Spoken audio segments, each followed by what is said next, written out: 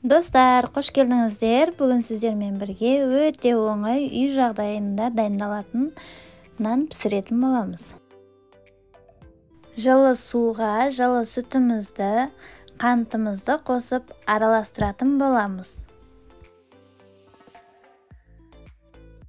Тұз, ерітілген майымызды, ашытқыны қосып араластырамыз.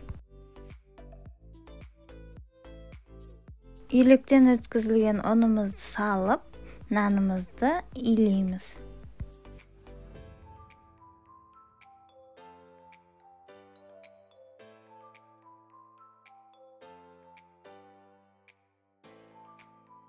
Достар, видео сіздерге ұнаса лайк басып, тіркеліп, қоңырау батырмасын басып қойыңыздар. Нанымыз қолға жауыспайтындай болуы қажет. Бетін жауып, нанымыз көтерілгенше 15-20 минутқа қоямыз.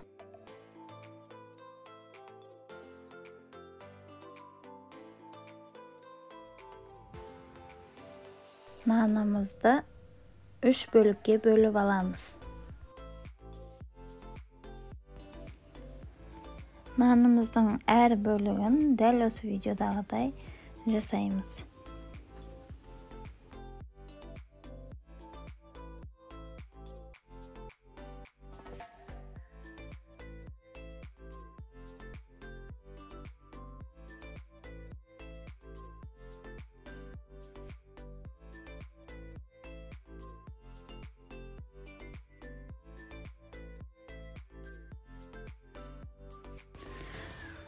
Нанымызды бір-біріне жақындатып қойып, дәл осы видеодағыдай формаға келтіреміз.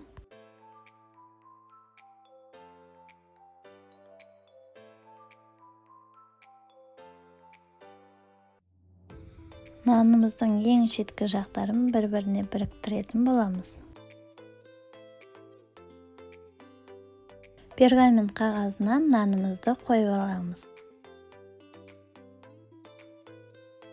Нанның үстіңгі бөлігіне жұмыртқаның сарысына аздаған сүтімізді араластырып, бетіне толығымен жағып шығамыз.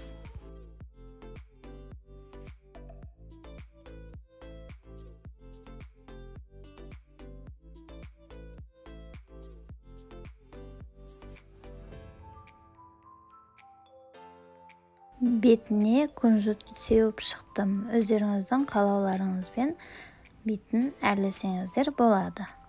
Духовкада 160 градуста 30-35 минутта пісіріп аламыз. Әр пештің қызуы әртүрлі болғандықтан қызарғанша пісіреміз. Достар, менімен бірге болғандарыңызға рахмет. Жасап көріңіздер. Дәмі өте керемет.